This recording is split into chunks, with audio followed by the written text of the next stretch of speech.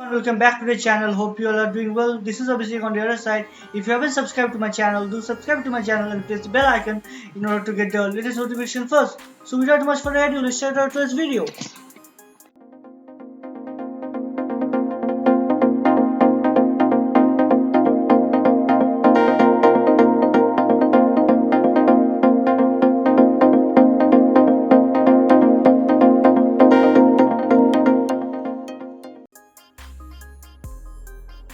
Today we are going to talk about linked list. So let's first understand the definition of linked list. So linked list is a linear dynamic data structure, right, in which the elements are placed in non-contiguous or random fashion. Now what is this linear means?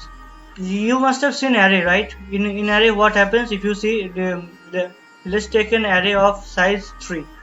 So if when you take an array of size 3, we see that that the index that there is only one part in this array, right? That is each node is either linked to the previous node or the next node, right? As a similar thing happens with linked list also. In linked list we have a node, right, which points to the next node,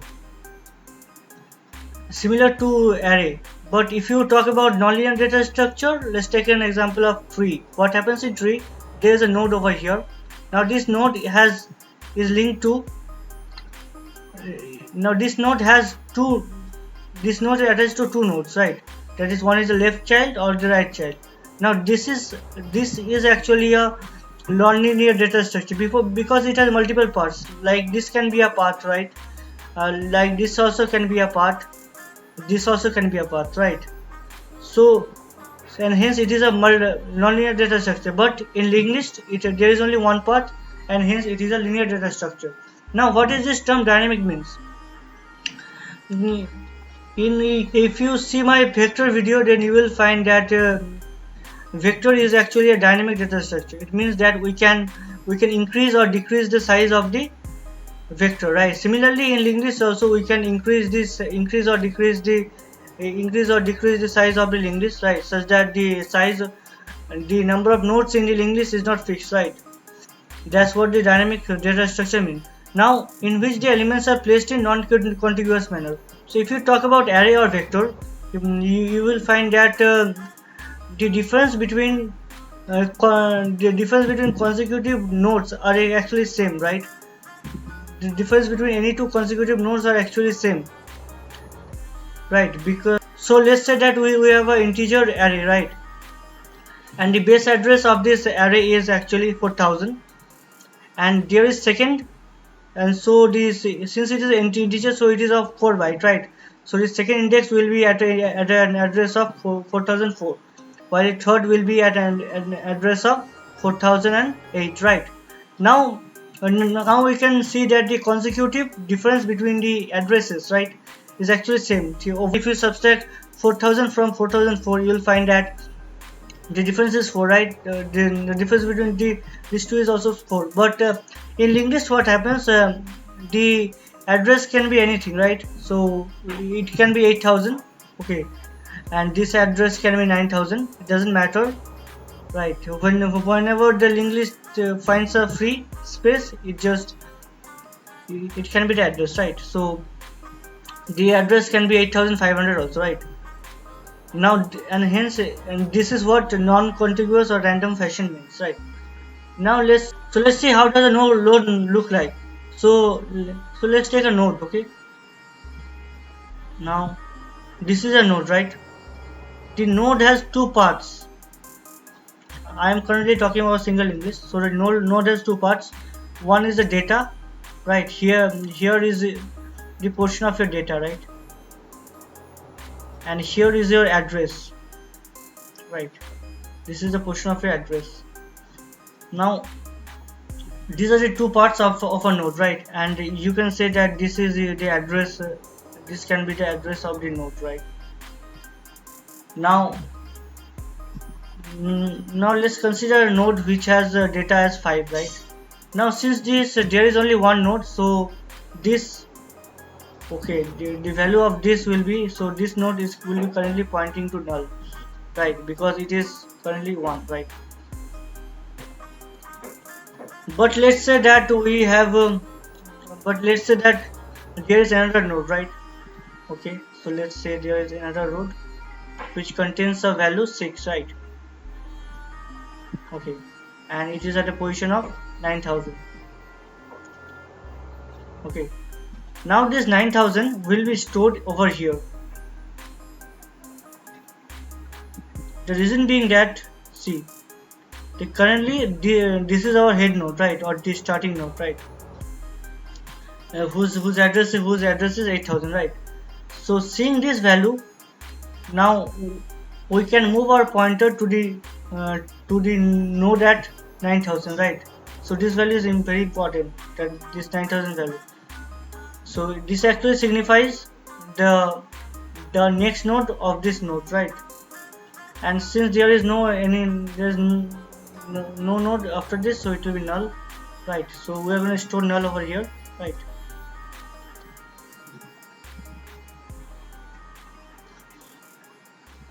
Now let's talk about insertion and deletion in linked list. So let's say that we have a node, right, which contains element 1, right, and it is pointing to another node, right, which contains elements, let's say 2. Okay, so there is so let's say this node also is pointing to another node which contains data as 3. Okay, now and since there is no other node, so this node will be pointing to null, right? So this will be pointing to null. Now let's say that we want to insert a value at the beginning, right? So let's say we want to insert 5 at the beginning of this linked list, right?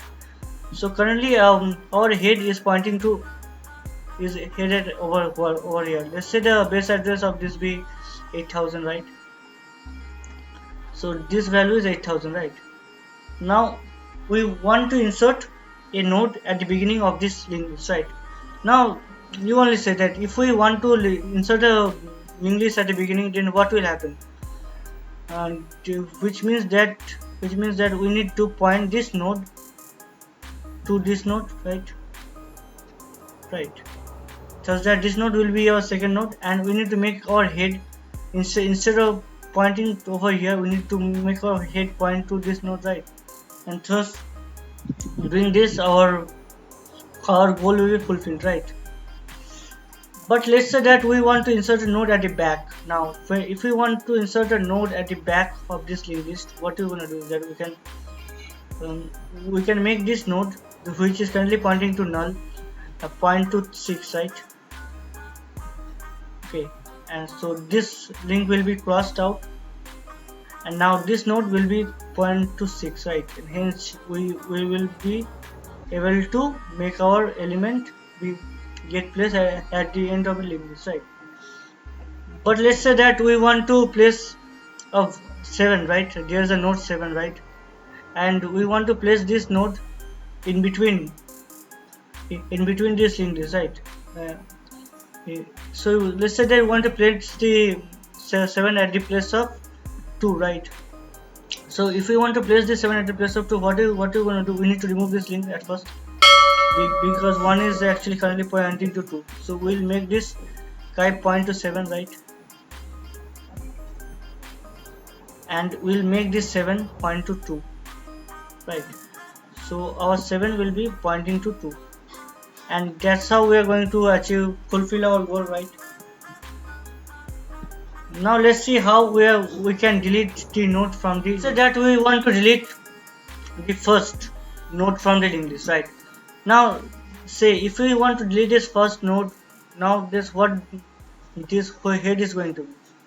Now if we remove this node, what is going to be our new head? Now our new head will be this guy, right? So this link will be just cut off, right? And we are going to point our head to this, right? And this link will also be cut off, right? Hence we will be successfully be able to make this head point to 2, right? But now let's say that we want to delete element 3 from this linked list, right? So if we want to delete element 3 from the linked list, now this node which is currently pointing to 3 will be pointed to null, right? and hence the element 3 will be deleted, right? Now if we want to delete 2, what we can do is that we can make this link, make this 1 point to 3, and thus this link will be deleted, right? And this link is also gonna be deleted in the same way, right? And hence we will be able to fulfill our goal, right? Now let's see how we can print the elements in the linked list, right? So in order to print the elements in the linked list, we need to keep track of the head of the linked list, right? At first. So after keeping track of the head, we need a secondary pointer, let's say ptr, which will be currently pointing to head, right? Now what we're gonna do, we're gonna run a while loop, right? With the condition that p is not equals to null, right? And then next we are going to print like p of val, right? Or the data you can say p of val we're going to print, right? Once we print p of val, and next we are going to move this p one step ahead. We're going to move this p over here. Then again we're going to print this 2, right? And after that we are going to check the condition in the while loop. And next again we are going to move this p over here, right? Again we are going to print this value 3, and like this we are going to achieve our goal, right? So we are going to talk about searching. Suppose we want to search 2, right? There is only one way of searching in linked list, that is a linear search, okay? So we need to we need to take a temporary pointer which will be currently pointing to head, right?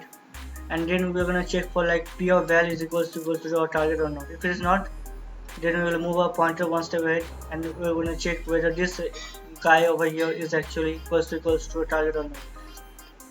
If it is equals, then we're gonna return true, right? That it is present, right? And if after checking for each node, even after that we don't find the element, just we're gonna return false, right? Now let's see what are the different types of linked list. The first type in our list is actually single linked list. Now a single linked list contains nodes such that each node points to another node, right? So we can see that if we consider this example where we have if we consider this linked list such that there is an element named 1, this 2, and this is 3, right? Now this is an example of single linked list, right? Now there's another linked list which is called doubly linked list. The difference between single and doubly linked list is that in doubly linked list there are 3 fields, while in single linked list there are 2 fields, that is the data and the address. But the doubly linked list contains 3 fields. One is the previous field, which is pointed to the previous node. Another is the next field, which is pointed to the next node, and the third one is the data, right? Now, so you can consider this to be an example of the doubly linked list, right? Because this node, so you can see that the previous node of this is actually null, right? While the next node is actually pointing to node 2. The previous node of node 2 is pointing to node 1, while the next node is pointing to null again, right?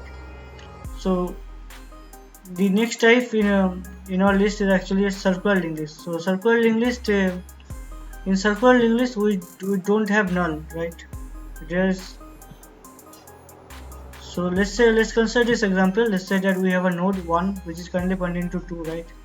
And this 2 is pointing back to 1, and hence there is no null, right? And thus this actually forms a loop. So this is an example of circular linked list. The next we have is actually doubly circular linked list. So we can consider this considered a linked list, right? So let's consider this linked list. Now this node is currently pointing to this, and this previous node is pointing to this node, right? And his previous node is pointing to this node, right? And this next node is pointing to this node, and this node's previous is pointing to this node, right? While this node next is again pointing to this node, right? That is this node. right? And hence this is an example of a doubly circular linked list. Now let's talk about advantage of using linked list. So the one of the advantage of using linked list is actually insertion. In arrays, if you want to perform an insertion, then what will happen that let's take an array, okay? So let's consider an array which contains elements 1, 3 and 4, right? Now if you want to insert 4, so let's say if you want to insert 2, right, after 1, then what will happen? So what will happen in that we need to shift the position of this 3, right? So 3 will come over here, right? Let's take an array of length 4, right? And 4 will come over here, and then only we can make this 2 over here, right? So we need to perform the shifting operation, right? But in linked list we can do this operation just by changing the pointers, right? Similarly, if you want to delete 2, so what we're gonna do in array, we need to again move this 3 over here, right? And this 4 over here, right? But in array we can easily do it by changing the pointers, right? Now next advantage of linked list is that linked list is very useful when we have lots of data, right? And we don't know what's the exact size of the data. In that case we can use linked list. But there is also a disadvantage of using linked list is that suppose if you want to search 2, right? In arrays we can, and in arrays if the array is sorted, right, we can easily search for that element using binary search, right? But we can't. But performing binary search in linked list is very complicated, right? And next disadvantage of linked list is that for each node, since we are storing the data as well as the address, right? So the memory allocation of each node is quite high as compared to that of array, right? Similarly, we can access any element in array, right, in big of 1 time complexity, but in order to access any element we need to the most time complexity we need to perform is actually big of n, right? That is the number of elements present in this linked list. So if you like this video, do give us some thumbs up to the video, share it with your friends, and subscribe to the channel and press the bell icon in order to get the latest notification first. So I'm gonna see you in my next video. Thank you.